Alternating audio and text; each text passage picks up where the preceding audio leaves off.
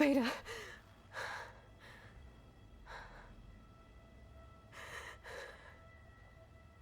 Varl.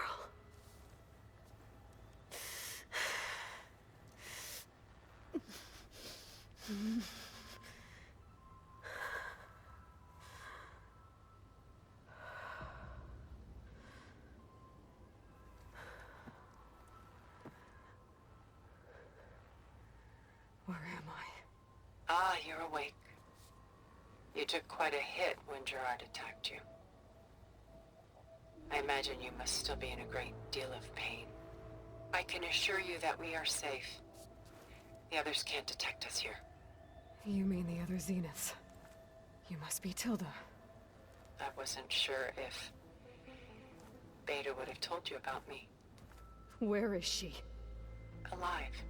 And while she isn't where she wants to be, not in urgent danger. We must discuss how to get her back, of course, after you've shaken off the cobwebs. When you're ready, take the stairs down the hall and come see me. In the meantime, I'll make breakfast. Breakfast. Okay.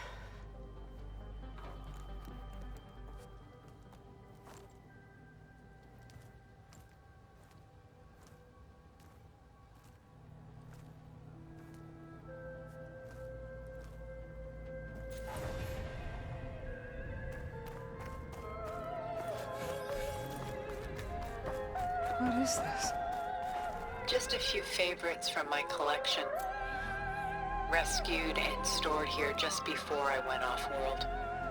Take a look, if you like. I'm curious to hear your impressions. My friend is dead. Beta and Gaia are gone, and you want me to look at old paintings? Don't be so quick to dismiss the comfort we can find in art, or the insight we might gain. The Gust, by Willem van de Velde, the most famous of his many maritime paintings. A ship crossing into the unknown. I guess you're familiar with that. Indeed, which is why I appreciate this composition in particular. Though waves and wind threaten to destroy the ship, it perseveres, clinging to the light even as darkness closes in all around it. Rembrandt's The Night Watch, by far the most famous painting my homeland ever produced. It was commissioned to honor a militia made up of influential citizens. I guess you must have been an influential citizen. In my day. But not as influential as you've been in this new world. My favorite pairing on the left is woman reading a letter by Vermeer, a true master. And on the right is a forgery, woman reading music, which fooled experts into believing it was a priceless original. Early in my career, I became fascinated with such deceptions. Eventually, I developed scanning software that could detect fakes with unparalleled accuracy. Is that how you made enough money to buy your way onto the Odyssey? Oh no. I made my real fortune later. Selene and Endymion. She's the goddess of the moon, whereas he's a simple shepherd. Beside her is the god of love, Cupid. So she's sneaking up on him? More like visiting him in secret.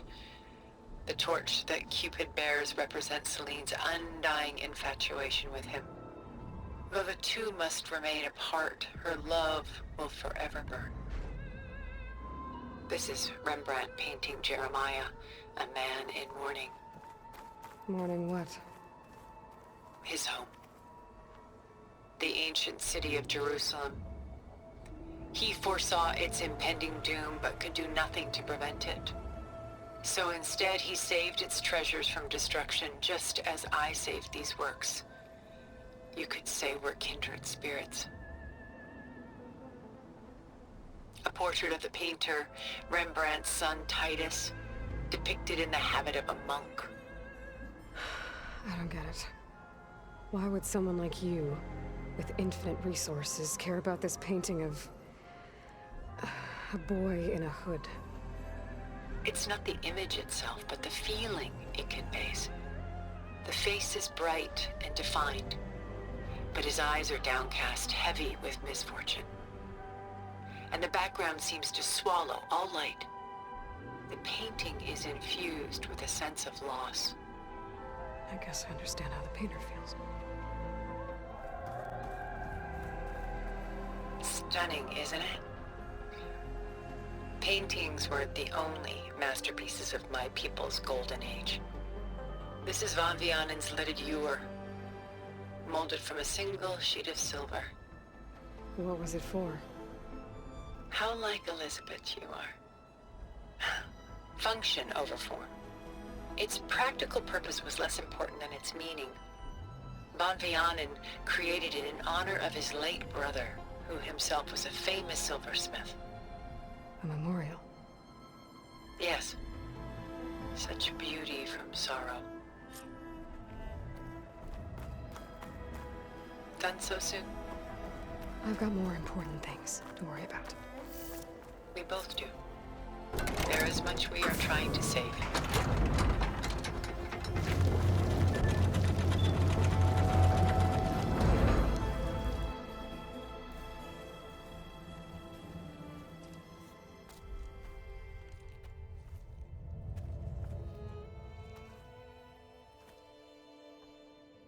There you are.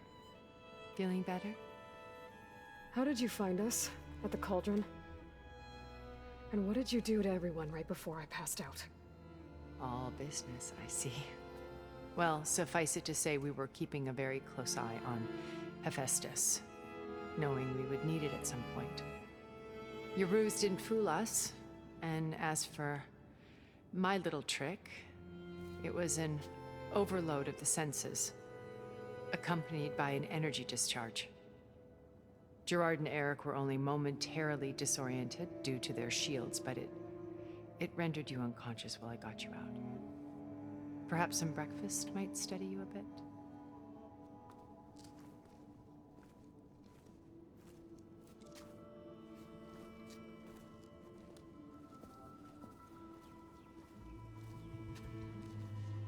This was your house. The one you recreated for Beta, in the data channel you shared. How perceptive of you. Please, this way. After everything your people have done, you think I'm just gonna sit down and have a chat with you? They're not my people. They never were, and especially not now. You shot off into space with them, and lived with them for 1,000 years before coming back. So what made you suddenly turn on them? Quite simply, this. My old focus. You repaired it? But that means you've seen Incredible things. What you've accomplished in 2 decades of life.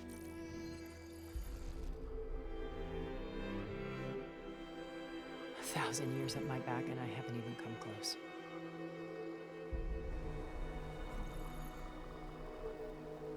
I'm sorry if I invaded your privacy, but I had to. In order to understand. To be enlightened. You truly are Elizabeth's blood. With her drive, her sense of mission, her integrity. Watching all this shamed me for the company that I've kept. Having seen it, all I want is to help you. even if it means stopping your friends? Especially so. Please, sit down.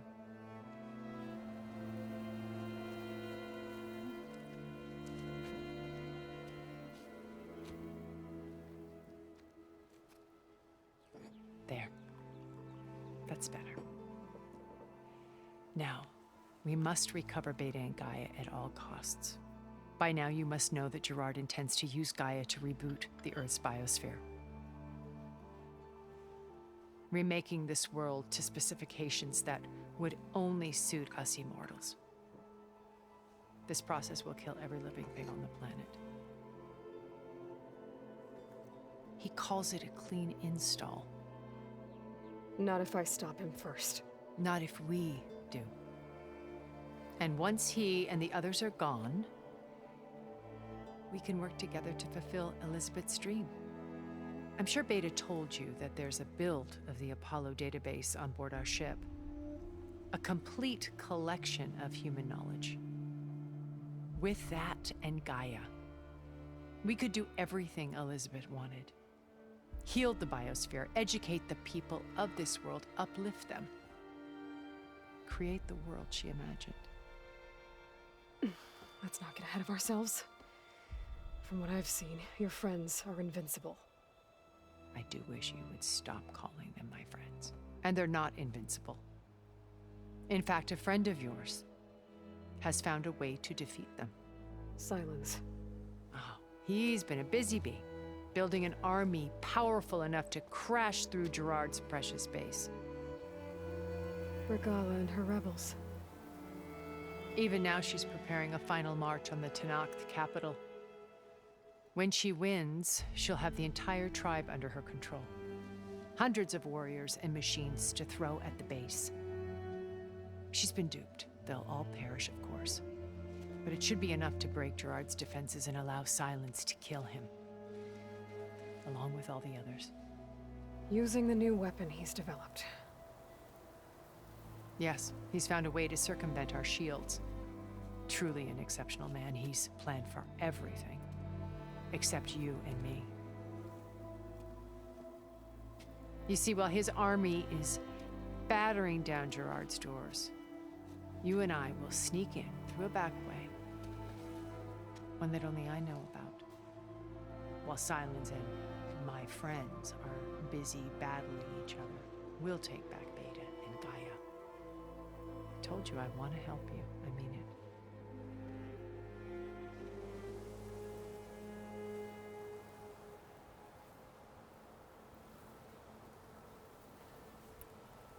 How do you know about Silence's plan? He isn't the only one adept at spyware. You hacked his focus? No, he's too careful for that. But his subordinates? Not so much. He gave additional focuses to the tribals he branded the Sons of Prometheus. The ones working with Regala. By tapping their focuses, I learned about most of his dealings. The distribution of override technology, the arming of Tenakth rebels, and the secret pact with Regala to attack Gerard's base. But how did he come up with a weapon that can take down your shields? That's the one thing I haven't been able to figure out, but however he did it, I'm quite certain it will work.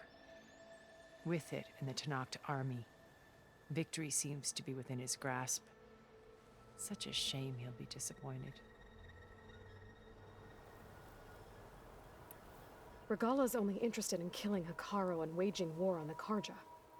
What does she have to gain by attacking Zeniths? It's the price she must pay for her war. Without the ability to override machines, her little rebellion would have languished in the desert. So she trades with the Sons of Prometheus. Machines to help her overthrow Hekarro. In exchange for an assault on the base. Pride has deluded her into thinking she can actually survive such a battle. And all without ever knowing who the Sons of Prometheus really answer to. Yet for all of Silence's brilliance, still he underestimates you. That blind spot is what will allow us to take Beta and Gaia right out from under him. While hundreds of Tenakth are cut down outside. Beta told me your colony was destroyed. That you came back to Earth because you had nowhere else to go. It's true. After we reached our destination, a planet in the Sirius star system, we spent decades building a new home. The physical constraints of Earth, the boundaries of mortality, gone. To think of what we could have done with it. It might have been a utopia. Instead, we stagnated, absorbed in effortless comforts and virtual realities. It took a cataclysm to finally yank us out of our stupor. What happened? a massive geological event. We knew of instabilities in the planet core, but we underestimated them. By the time the collapse was upon us, it was too late to stop it. Only a few of us made it to the ship in time. We set course for Earth, the only safe harbor left to us. Which you decided to make unsafe for anyone else. Not me. Gerard. He believes it's better to wipe the canvas clean than work around the smudges. No more primitive tribes, no more combat machines, only a blank slate to do with as he pleases. But we will stop him. All we have to do is get into that base. What exactly is your plan to sneak into the Zenith base? We will make use of a lesson I learned from an early age. Always know your exits. In this case, a place where Gerard's new construction meets the ancient foundation, a passage that only I can access. When Silence flings his army at the base, we will enter through this back door, bypassing most of the fighting. The distraction will provide us with a window in which to rescue Beta and Gaia. Once we're inside the base, where will we find Beta and Gaia? Here in the command center. By then, Gaia will have been reunited with all of its subordinate functions, including Hephaestus. What about the alpha build of Apollo on your ship? A simple matter of recovery once the others have been dealt with. With that in hand, we'll have everything we need to make this world as it should be. So you knew Elizabeth. What was she like? Liz was everything she was. I see in you. And more. Your ingenuity, your determination, your moral compass. You've managed to distill her greatest qualities and make them your own. I'm not asking about me. Tell me about Elizabeth. What was she really like? The honest answer is that I don't actually know. For all the time that I spent with her, she always kept a part of herself locked away. It was like that from the moment we met.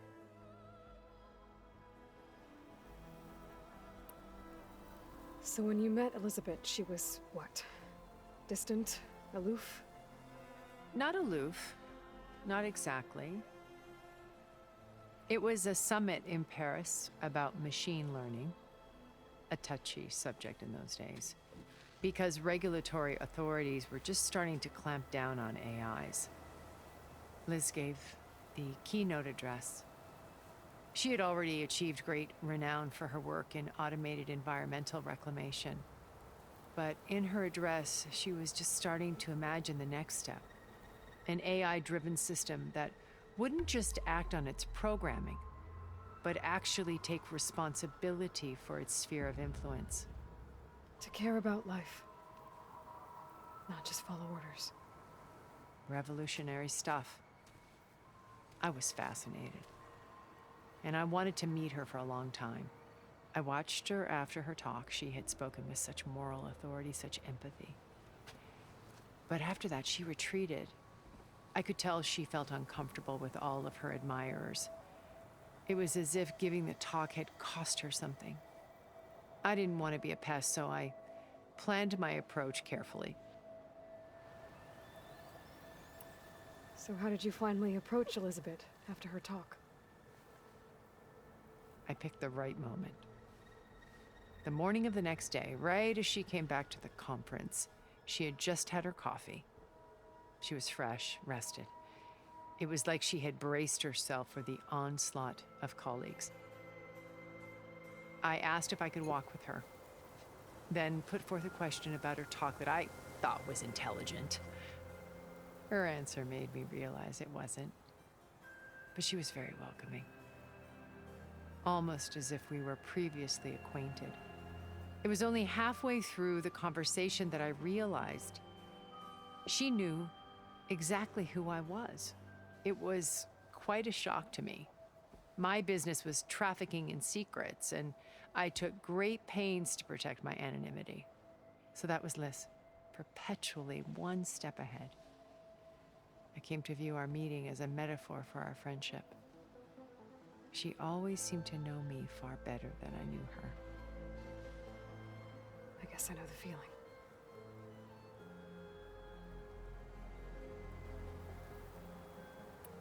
You said Beta is not in urgent danger, so what are the Zeniths doing to her? Putting her to work. Merging Hephaestus with Gaia. A difficult, time-consuming task, as I'm sure you know. They will compel her if need be. But her life is not in danger. She's the only one who can do it. Because you people made her to be nothing but a tool. Gerard's idea, not mine. They always viewed me with suspicion when I attempted any form of kindness towards her. That's why I created the data channel. A virtual place where we could speak in peace. So this channel you shared with Beta, none of the other Zeniths ever found out about it. Gerard believes he's the most cunning of all of us. Even after 1,000 years, he still can't imagine that I would outwit him. The channel allowed me to interact with Beta away from their mistrustful eyes. It offered us a chance to be ourselves. Until you cut off all contact. Yes, though it pained me. I was worried that our meetings would do her more harm than good. Well, she felt like you tossed her aside. I was afraid the others would find out and punish her. She may not have had the comforts of friendship anymore, but at least I ensured she was safe. I know it seems harsh, but you must believe that her well-being has always been paramount to me. Why did you make the data channel look like this place? I built this house as a shelter to weather any storm. A safe place. Not just for me, but for the art stored below. Cultural artifacts of incalculable value. Truly some of the greatest achievements of human civilization. And you wanted Beta to see them? Yes. Her upbringing was so cold and technical. I thought if she could experience Vermeer and Rembrandt, it would bring something else into her life. A heritage every bit as valuable as the scientific and technical data being drummed into her. I'm sorry I had to cut off contact, but I'll never regret sharing this house with her. She needed its shelter even more than I did.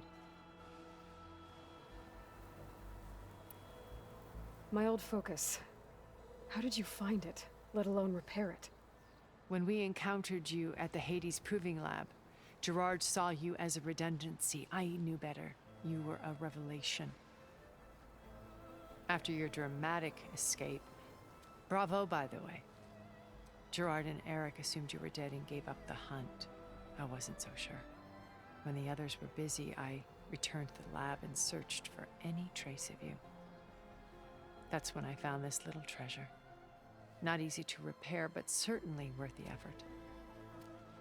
As I watched your life unfold, you were like a splash of color on a worn canvas. What Liz was, and more. Did you show it to the others? Of course not. It was your actions that inspired me to defy them.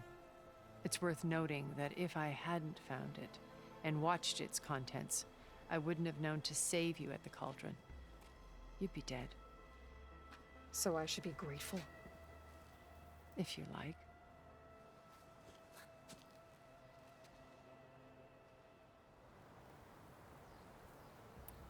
So you know all about me. What about you? What would you like to know?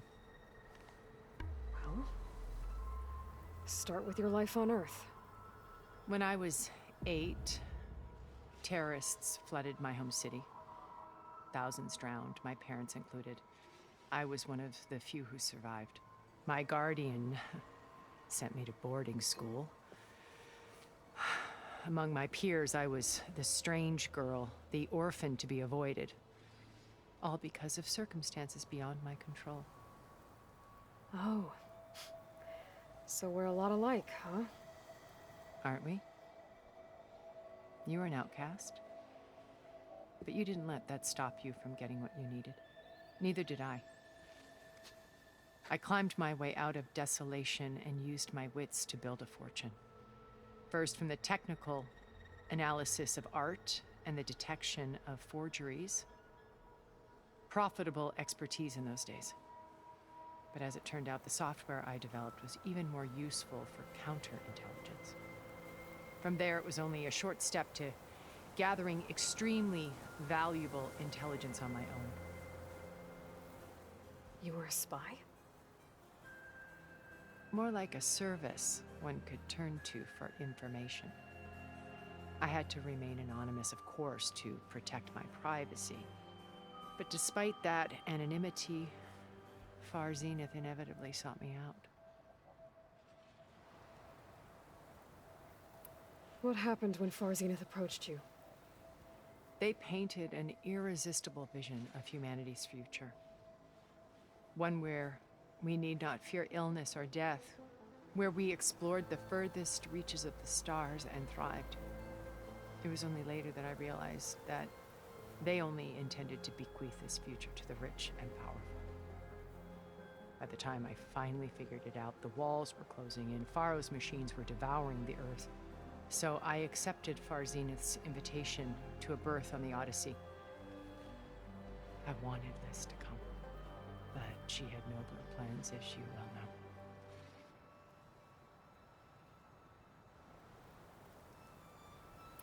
So you didn't know the other Zeniths were monsters until it was too late? I knew some of them were, certainly. It wasn't until we were off-planet that I understood the true scope of their greed. I was grateful to simply be alive, but the others became obsessed with a kind of effortless immortality. They built a colony where machines serviced their every need, where any memory or fantasy could be endlessly savored in virtual reality. It wasn't life. It was stultifying, a pampered dream state. As the decades passed, I withdrew more and more, alone yet again, but this time with eons to consider my mistakes. Now, finally, having met you, I feel like I have a second chance. To do what? Help you, of course. To fulfill Liz's dream, which isn't so different from Far Zenith's original vision. A better future for humanity.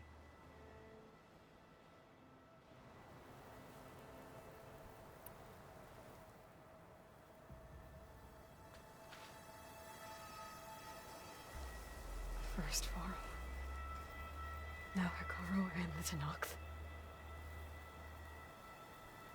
Your plan would wipe out an entire tribe. There has to be another way. We are in an admittedly desperate situation, but I assure you there isn't. Remember Zero Dawn. Elizabeth's sacrifice. Sometimes many have to die for a new world to grow. If it looks impossible, look deeper. Wait. The data channel. It still exists, doesn't it? I need you to open it. Let me talk to Beta. Impossible. We might be detected. It's worth the risk. There is another way, one where the Tenakth survive. But we won't. If the others... If you want to help, open it.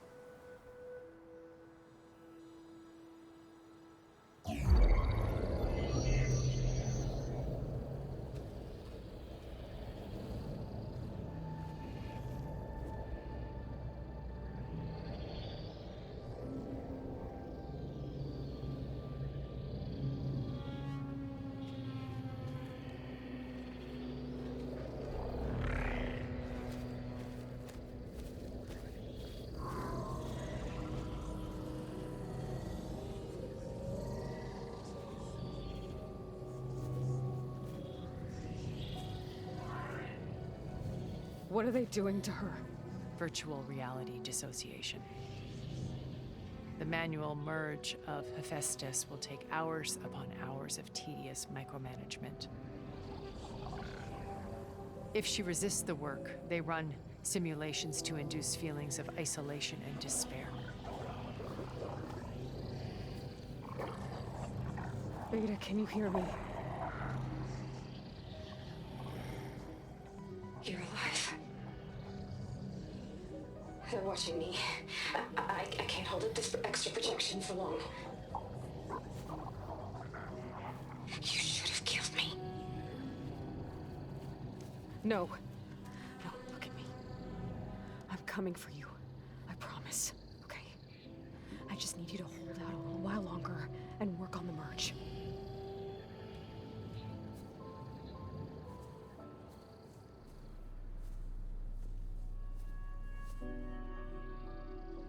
Then I think it can be done. I'll contact again when it's time. Can you hold on? As long as I know you're coming for me, I can endure anything.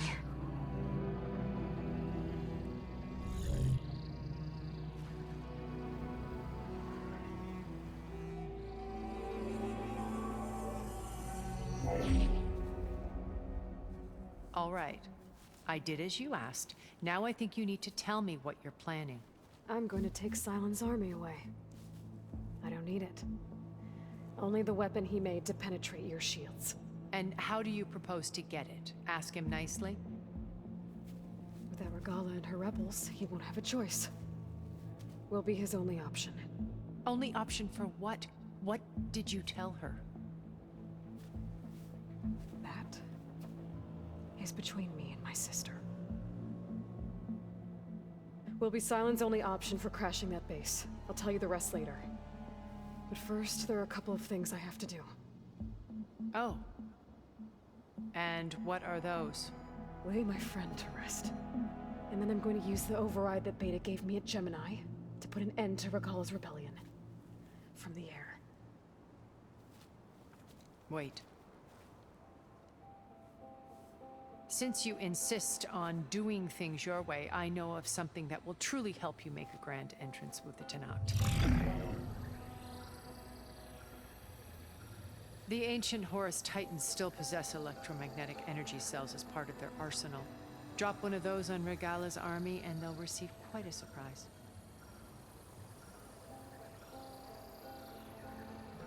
So go, do what you must.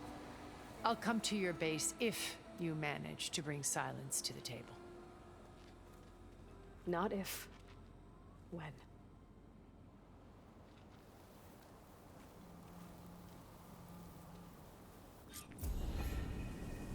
Erend, are you there?